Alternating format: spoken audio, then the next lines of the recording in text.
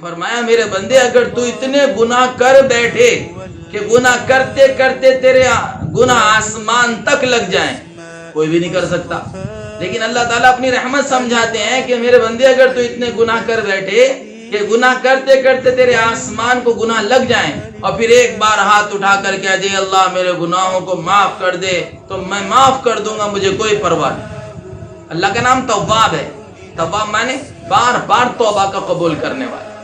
انسان ہے، بشر ہے، انسان ہے، شیطان ساتھ لگا ہوا ہے، نفس ساتھ لگا ہوا ہے، ماحول ہے، تو گناہ ہو جاتا ہے، کریں گے تو نہیں، بچنے کی کوشش کریں گے، لیکن گناہ ہو جاتا ہے تو کیا کریں؟ توبہ کریں۔ یہ توبہ کا راستہ کھلا ہوا ہے، تو توبہ بہت بڑی چیز ہے، اللہ تعالیٰ سے معافی مانگنا بہت بڑی چیز ہے۔ اللہ ہمیں سب کو، پوری امت مسلمہ کو معاف فرما دے۔ تو میرے بھائیو، دوستو، بزرگوں، اللہ کی رحمان ہونے کی صفت ہمارے سامنے کہ اللہ کتنا بڑا رحمان، اسے لکھا ہے آج پر اللہ کے غصے پر، اللہ کی پکڑ پر اللہ کی رحمت حاوی ہے، درگزر حاوی ہے۔ تو ہم اللہ تعالیٰ کی رحمت کو سامنے رکھیں، رحیم ہونے کی صفت کو سامنے رکھیں اور اللہ تعالیٰ سے معافی مانگنے والے۔ کیسا معاف کرنے والا! موسیٰ علیہ السلام کا زمانہ، واقعات ہم نے سنے، لیکن سننا خالی سننا نہیں، اللہ عمل کی توفیق عطا فرمائے۔ تو موسیٰ علیہ السلام کے زمانے میں وہ ایک شرابی ہو گیا اور گناہ گار ہو گیا اور اللہ کا نافرمان ہو گیا اور اللہ کے حکموں کو توڑنے والا ہو گیا، تو بستی والوں نے اسے نکال کر باہر پھینک دیا بستی سے۔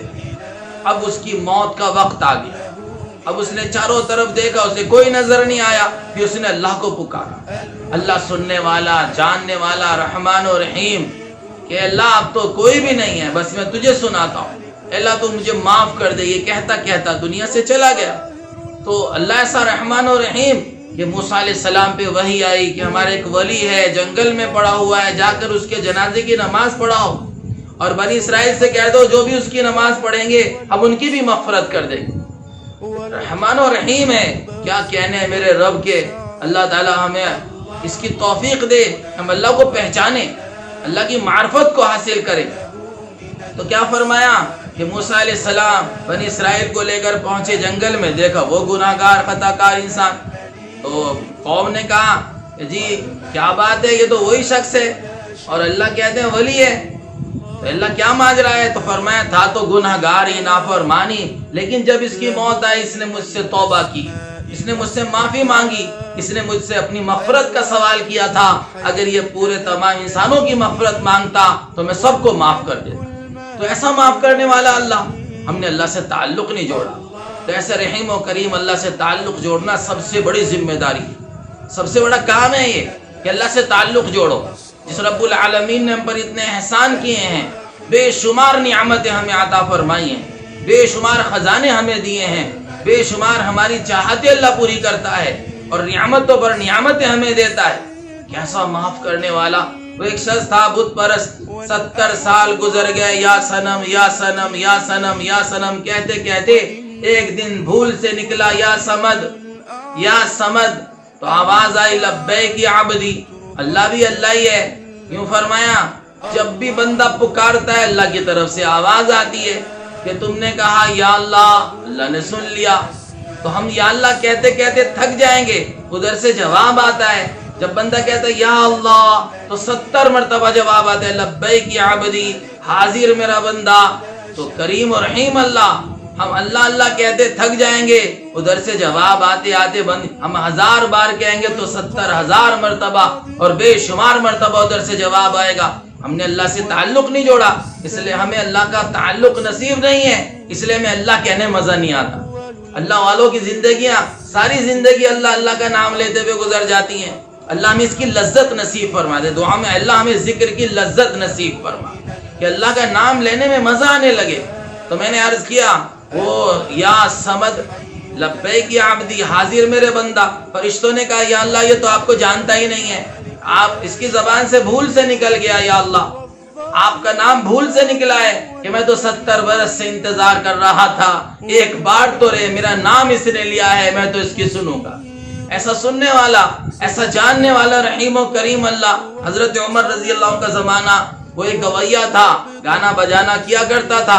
اب گانا بجانا تو حرام ہے اسلام میں، اللہ تعالیٰ ہماری سب کی پوری امت کی حفاظت فرمائے۔ آج ہمارا نوجوان کیا، ہمارے بوڑھے کیا، ہماری عورتیں کیا گانے بجانے میں ڈوب چکے ہیں۔ اور میرے نبی نے فرمایا کہ گانا بجانا، یہ میوزک، سنگیت، یہ موسیقی دل میں منافقت پیدا کرتی۔ اللہ تعالیٰ ہماری حفاظت فرمائے کہ یہ گانا بجانا ایمان کو ایسے چوس لیتا ہے۔ جی ہاں، اللہ تعالیٰ، اور بعض کتابوں میں لکھا ہے کہ گانا بجانا زنا کا منتر ہے۔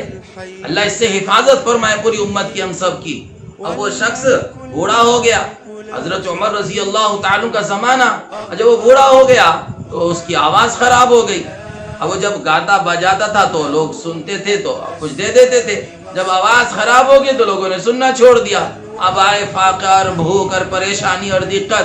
اب وہ جنت البقیع میں چلا گیا اور وہاں جا کے اس نے اللہ کو پکارا کہ یا اللہ، جب میری آواز اچھی تھی لوگ سنتے تھے، اب میری کوئی بھی نہیں سنتا، میں تجھے سناتا ہوں، اللہ میری ضرورت کو پورا کر، میری حاجت کو پورا کر۔ حضرت عمر رضی اللہ عنہ سو رہے تھے، الہام ہوا کہ ہمارا ایک فریادی ہے جنت البقیع میں ہم سے فریاد کر رہا ہے، جاؤ اس کی فریاد پوری کرو۔ اللہ اکبر۔ حضرت عمر رضی اللہ تعالی ننگے پیر دوڑے، اب دیکھا اس نے کہ حضرت عمر آ رہے ہیں تو بھاگا، میری شامت آئی۔ اور حضرت عمر نے زور سے کہا میں آیا نہیں ہوں، مجھے بھیجا گیا ہے۔ کہ آپ کو کس نے بھیجا ہے؟ کہ جسے تو پکار رہا اسی نے بھیجا ہے۔ تو اس نے چیخ ماری اور یوں کہا یا اللہ، ساری زندگی میں تیری نافرمانی کرتا رہا، تجھے یاد نہ کیا، آج یاد کیا تو اپنے پیٹ کی وجہ سے یاد کیا، پھر بھی تو نے میری فریاد کو سن لیا۔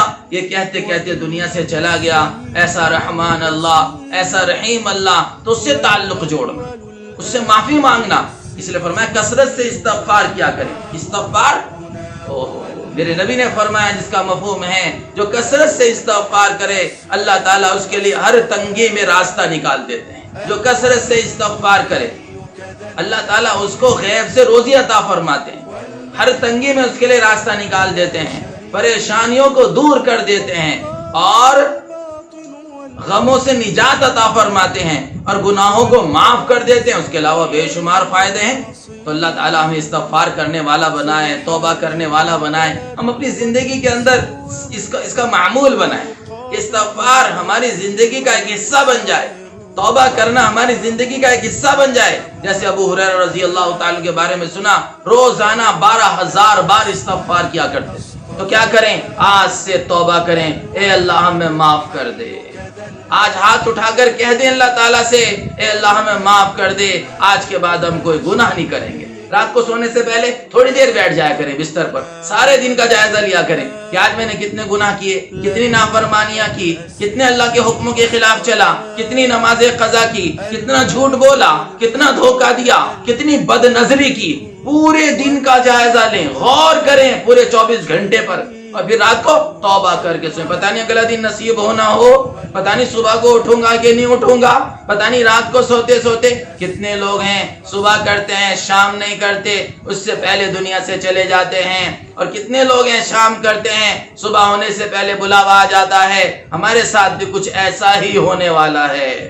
یہ میرا، یہ تیرا، نہیں نہیں نہیں، سب اللہ کا ہے۔ کہتا ہے میرا مکان ہے اور میری دکان ہے اور میرا مکان ہے، کہ بھئی تیرے ابا بھی یہ کہتے تھے میرا مکان ہے، اور تیرے دادا بھی یہ کہتے تھے میرا مکان ہے، اور تیرے پردادا بھی کہتے تھے میرا مکان ہے۔ تیرے پردادا بھی چلے گئے، تیرے دادا بھی چلے گئے، تیرے ابا بھی چلے گئے، تو بھی چلا جائے گا، تو کیا ہے؟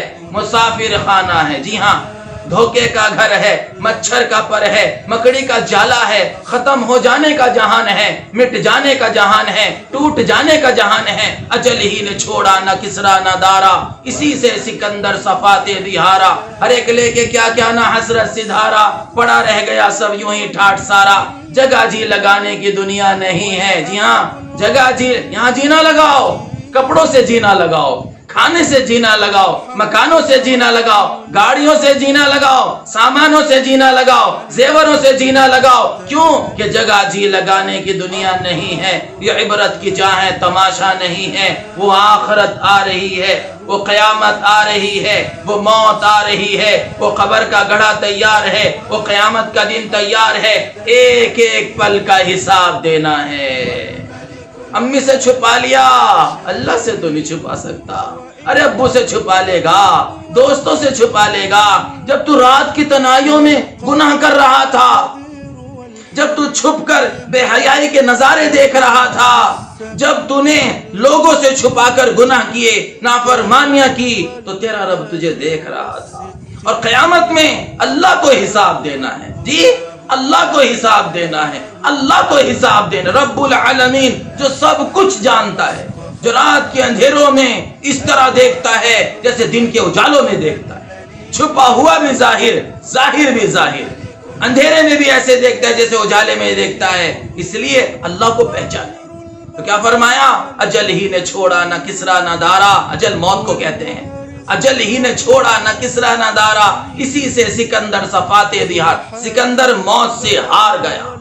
ہر ایک لے کے کیا کیا نہ حسرت سدھارا، بڑی حسرتیں ہیں دلوں کے اندر، آپ کے دل میں بھی حسرت ہے، میرے دل میں بھی حسرت ہے، لیکن موت سر پہ سوار ہے۔ تو پہلا کام اللہ کو راضی کرو، پہلا کام ہم توبہ کریں، استغفار کریں، اپنے رب کو راضی کریں، اپنے رب کو منائیں۔ تو یہی تجھ کو دھن ہے رہوں سب سے اعلیٰ، وہ زینت نرالی ہو فیشن نرالا، جیا کرتا ہے کیا یوں ہی مرنے والا۔